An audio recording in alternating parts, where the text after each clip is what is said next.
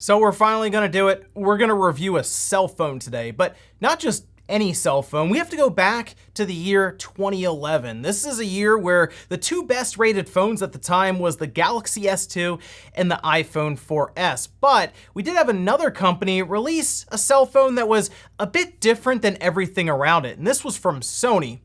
They released a PlayStation phone. I mean, in 2011, why not? Handheld gaming was super popular. We had the DS and the PlayStation Portable selling a combined 230 million units. So as Sony and Nintendo were planning for the next generation handheld devices, the 3DS and the Vita, why not try to jam a PlayStation Portable into a phone just to see what happens? Guys, if you enjoy these videos, make sure that like button helps out a ton. And if you're new here to the Small and Wave channel, make sure you subscribe down below. So first off, shout out to MVG for letting me know that these phones were just popping up all over the internet for some reason. Like recently, I do see them on eBay a lot and on AliExpress, and they're all refurbished, but this is the Sony Xperia Play R800. And when I ordered it, it even came with like a full Sony Ericsson box. It has the correct Sony charger with it, and even some earphones. They also appear to range anywhere from $70 to $100. I ended up getting this one for about $80 with shipping included. So not too bad, but we'll kind of get to the pricing and if it's something that you should even be considering in 2021. But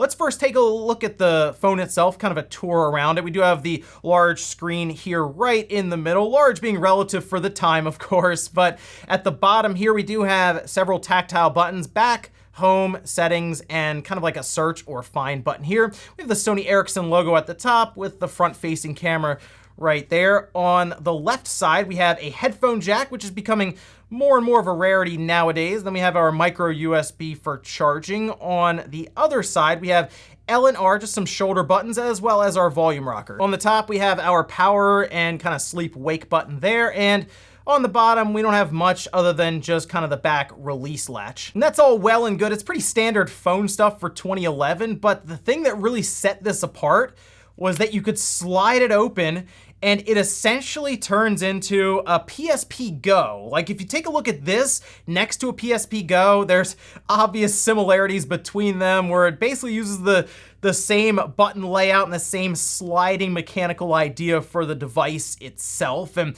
we can immediately see we have our typical D-pad from the PSP. We also have circle, triangle, square, and cross or X depending on what time you're from.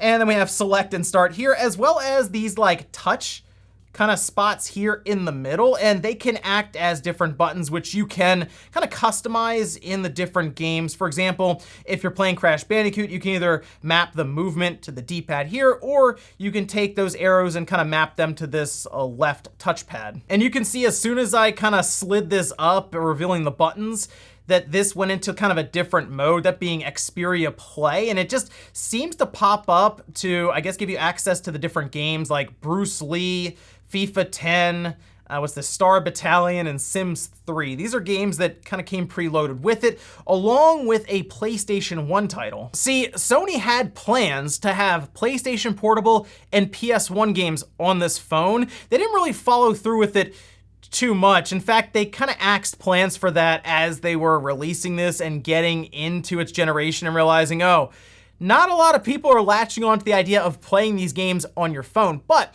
it did come preloaded at least with one PlayStation game, and it was kind of strange because when I got this phone, it had you set up and try to download it. I couldn't do it. Like it just kept saying no, that it just kept kicking back an error for it. Eventually I found out I could go online and people had posted the update file for it, at which point I downloaded it, dropped it on the phone by connecting it to the computer, and then it updated and I was able to play Crash Bandicoot. I do like the PlayStation kind of logo coming up here, of course, the classic sound and all of this. And yeah, I mean, in 2011, consider this.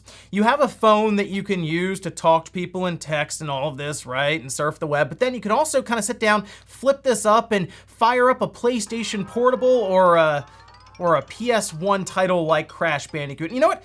The speakers aren't bad. Like, they're pretty loud as I'm using this, and you can see I have L2 and R2 mapped here, and that's because I was kind of playing around with the touchpad on this side, which you can go in and we can play around with the controller settings. So we can go to assign buttons, and you can see how we have type 5 here, which I was using just to try out the left touchpad here. Not great, by the way, because it doesn't seem to identify the diagonals, just the 4 quadrants where up, down, left, and right would be, so it's a bit awkward. I mostly just recommend sticking with Type 1, where you would use your typical D-pad and buttons here, and it takes L2 and R2 as well as L2 plus R2 and just kind of maps it to this, because remember, you only have 2 shoulder buttons. Now the game itself plays pretty well. There does seem to be some weird input delay on the presses. I don't know if that's just from the emulation that's kind of preloaded on this, but it at least works. Like if you're someone who's looking to play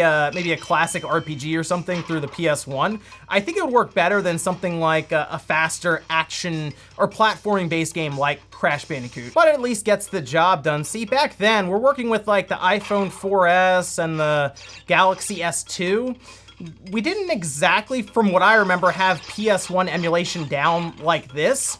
So seeing someone just be like, oh yeah, I'm playing a PS1 game on my phone was pretty cool. I mean, we had emulators, like we were playing like Super Nintendo games and stuff on our phones, but nothing really like this. And I'll admit, it's pretty impressive that this phone was able to emulate PS1 games as well as it could, because the specs for it are, I would say even at the time, middle of the road. I mean, we had with a Qualcomm Snapdragon S2, I think that one was codenamed Scorpion, set at 1 gigahertz. It's a single core processor with the Adreno 205 and 512 megabytes of RAM, which I believe was half of what the Galaxy S2 had at the time. Unfortunately, the internal storage on it was pretty bad. They only gave you like 400 megabytes, and I had to put an SD card in this phone just to be able to download and play Crash Bandicoot. The screen was a TFT LED backlit LCD measuring in at 4 inches with an 854 by 480 resolution. And unfortunately, the initial offering didn't have 4G support, which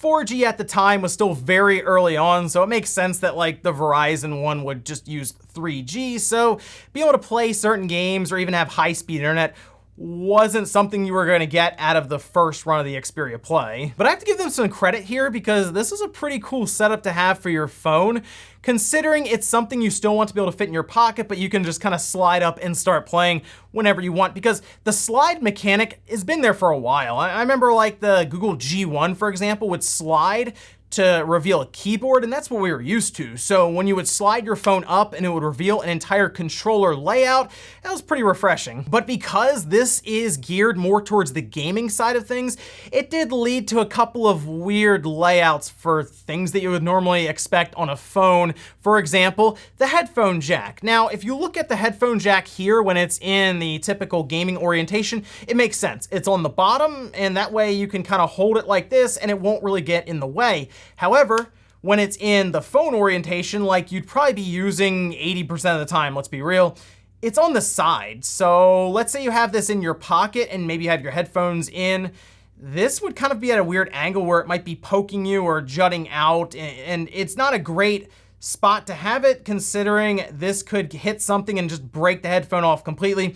We were mostly used to it being either on the top or the bottom. And the other obvious part is this phone had to be thicker than the competition, because it had to accommodate this entire bottom part where your controls were. In a year with the Galaxy S2 and the iPhone 4S, which were going in that direction where they're trying to make the phones thinner and thinner, this certainly was not the sleekest looking device at the time. Also, I do question the integrity of the sliding mechanism here over the course of several years, and we'd probably have to check with someone who had one of these phones for several years to see how that held up, but I could see that becoming a problem, as the more moving parts you add to something like this, especially a mobile device, the more chance it has to break and eventually fail. There's a lot that goes into making this work. Ribbon cables going through sensors, and then obviously the spring and mechanism to push this up.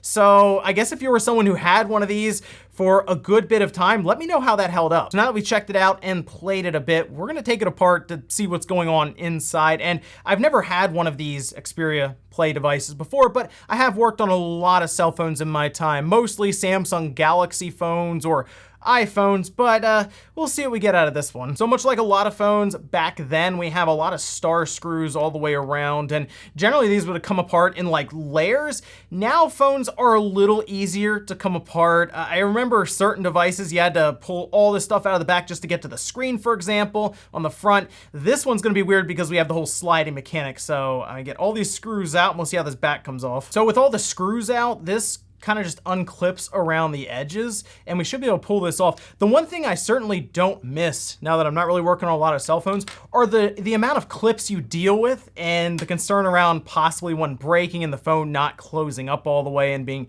a whole thing there. It's just a lot of clips when it comes to getting these cell phones apart and back together. We can see it's actually kind of running around the edge here, but with the back off, we can see two speakers here and here, putting sound out through the back, and it does look like it just makes connection through pressure after you screw all of this in. We do have our headphone jack up here. It is just a separate piece, which is awesome. I prefer every device to just have a headphone jack on a separate board or just connector so that if it breaks, you don't have to worry about soldering it down to the board or even replacing the entire board at times. And after removing all those screws, it looks like we just have one Phillips head screw here, and then we have another black screw underneath the sticker. Now what I'm gonna do is slide this open because it does appear to take pressure off of the cable that is underneath of here, which is running from the board to the screen. You can see that here. As well as an additional cable. I'm not sure what that's running to just yet. Actually, no, that's the touchpad. So this is the kind of the touchpads on the front here, running through that ribbon cable. Then we have our screen cable. Looks like with all those screws removed, the entire like bottom part just kind of comes out there. You can see it looks like it was just kind of a push connector, so there wasn't any kind of clip or anything that could have been broken. So basically you get to that point, you unclip that guy, you should be able to just kind of pop this off, which does free our motherboard completely. And right under here, we should have our Snapdragon as well as the RAM. These plates are popping off pretty easy. I assume that whatever refurbishment work happened, it happened underneath these plates, because I also see quite a bit of flux from reworking. So maybe there was a power issue and they had to replace something in here, like one of these fuses or components. Yeah, we can see a lot of flux around here. This chip has the Qualcomm signature on it there, but whatever they had to do to this, it certainly was in this kind of cluster. You can even see some of the flux sort of left over on that metal piece, which isn't a big deal. The flux you would use for this kind of stuff after it dries, it's not conductive. Now, the unfortunate thing about this board is everything is on this board. It doesn't really look like much is modular outside of kind of the touchpad here for the what are supposed to be kind of simulated analog sticks. I mean, we can see the D-pad, the buttons for like circle and triangle and all of that. Then we have like start, select with the settings button. Yeah, and even looks like L and R are on there as well. So basically, if one of the buttons starts acting up on you, it's gonna be a real pain to replace it if it's even possible. It's unfortunate they didn't go with the idea of modular boards, but with cell phones in particular, a lot of times they'll try to get as much as they can just on a single board. Also, I had talked about how I wasn't a big fan of kind of the mechanism we were looking at with the sliding part, and I'm really not a fan of it now. Take a look at this.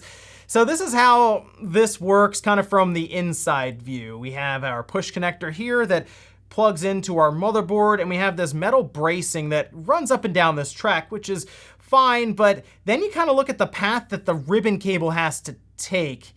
You can kind of see the ribbon cable certainly has a lot of movement, and it would need to, otherwise it's gonna get kind of tugged on, but I do see possibilities of this connector here being damaged in some way. I mean, if it gets caught or just in a funny position, or maybe you're playing with it too much over time, like you can kind of see it has a bit of an early crimp going to it here. So I don't know, this looks like certainly a point of failure for this. Fortunately though, it appears that this is just all one piece, so I guess you could just buy this top part and replace it that way, especially if you have a shattered screen. It does look like getting all of this stuff into maybe a new assembly wouldn't be too hard, but it'd be a shame if the screen was perfectly fine and it came down to this little ribbon cable here being the problem. But looking at it for like a repairability standpoint, it's not too bad overall. There's not a lot of steps you have to take to get down to the screen itself, and replacing parts on this board is gonna be almost impossible unless you're able to do things with a rework station like what appears to have happened with this one.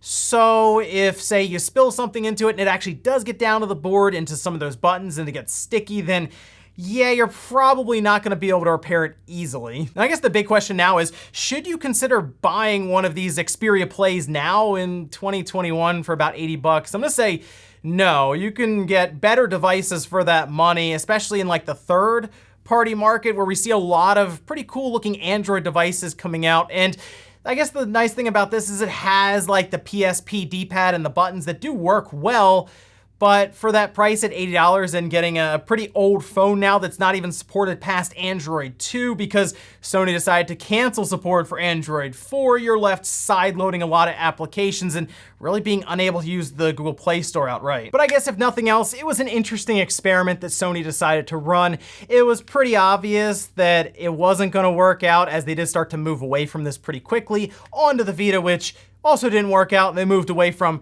pretty quickly when the PlayStation 4 took off. There was this whole thing going on, I think earlier this year or late last year, where apparently the next Xperia Play, the Xperia Play 2, images of that showed up online. So maybe Sony did at least think about it and have plans, considering phones tend to get like refreshed every year. Maybe they were looking at it, they were doing some R&D and they decided, you know what, we're gonna move away from this concept of taking our gaming division and kind of merging in with our phone division. But let me know what you guys think about the Xperia Play, especially if you had one of these back in the day, whether it was on Verizon or AT&T or any of that. Let me know how it worked out for you. Thanks guys for watching, and I'll see you next time.